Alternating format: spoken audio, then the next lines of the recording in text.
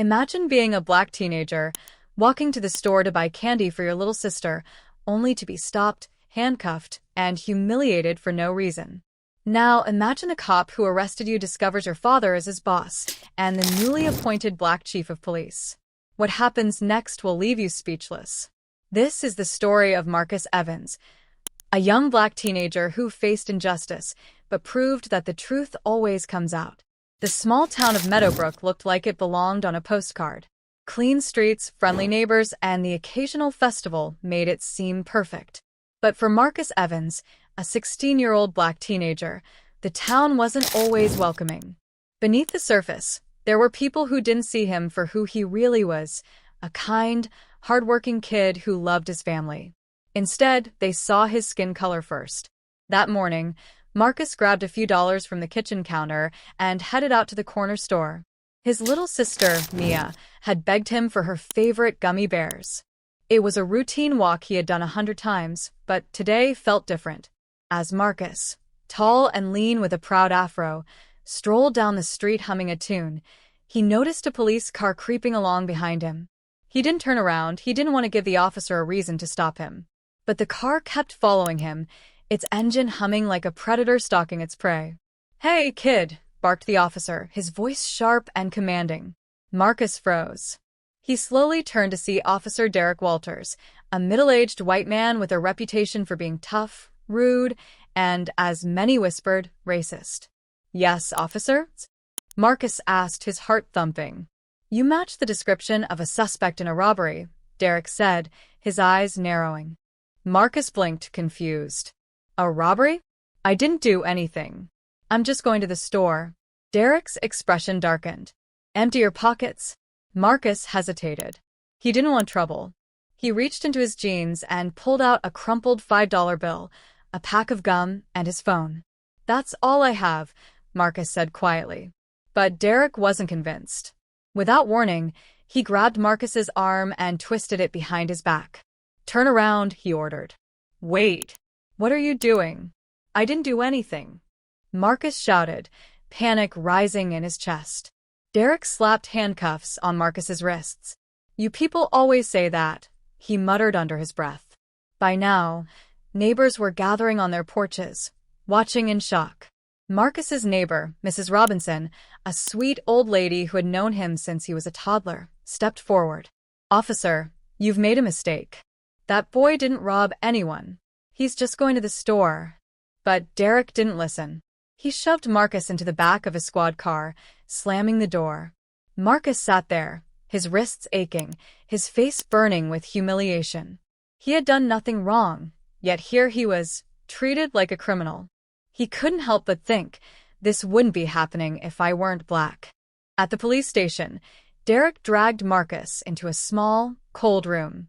He forced him into a chair, his smirk growing. "Let's see how tough you are now, kid," Derek sneered. Marcus glared at him, anger replacing his fear. "You've got the wrong guy," he said firmly. Before Derek could respond, the door burst open. A deep, booming voice filled the room. "What's going on here?"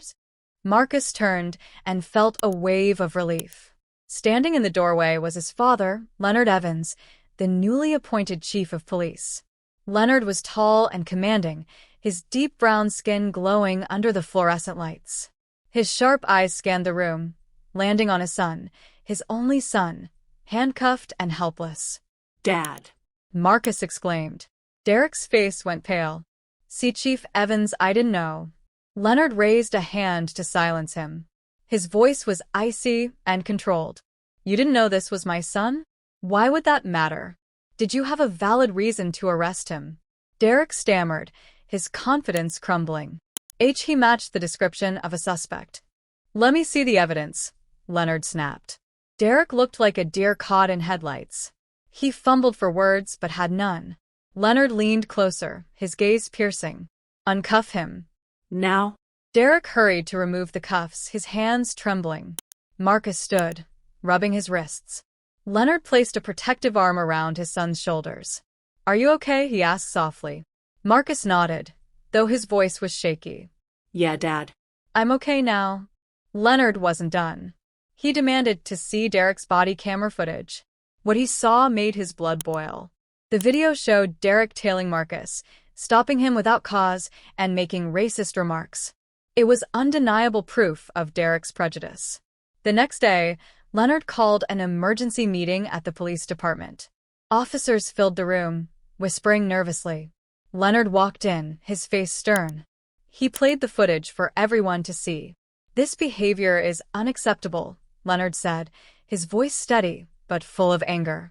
"This isn't just about my son. This is about every Black person in this community who has ever been treated unfairly because of their race. We are supposed to serve and protect, not harass and harm." The room was silent. Leonard turned to Derek, who sat in the back, sweating. "Officer Walters, you are suspended, effective immediately, pending further investigation." Derek looked like he wanted to disappear. The other officers exchanged glances, knowing change was coming. Word of what happened spread quickly. Marcus's story sparked outrage and hope. People began attending town meetings, sharing their own stories of injustice. Leonard worked tirelessly to rebuild trust between the police and the community. He introduced new training programs to address bias and ensure fairness. Marcus, once quiet and shy, found his voice. He started speaking at schools and community events, sharing his experience and encouraging others to stand up for what was right. His bravery inspired the town, proving that even in the face of injustice, one voice could make a difference. This story isn't just about Marcus or his father. It's about all of us. It's a reminder that injustice thrives when we stay silent, but change is possible when we stand together. It's a call to see people for who they really are, not the stereotypes we might hold. If Marcus's story inspired you, don't let it end here. Like, share, and subscribe to spread this message of hope and justice. Together, we can create a world where everyone is treated with respect, fairness, and dignity.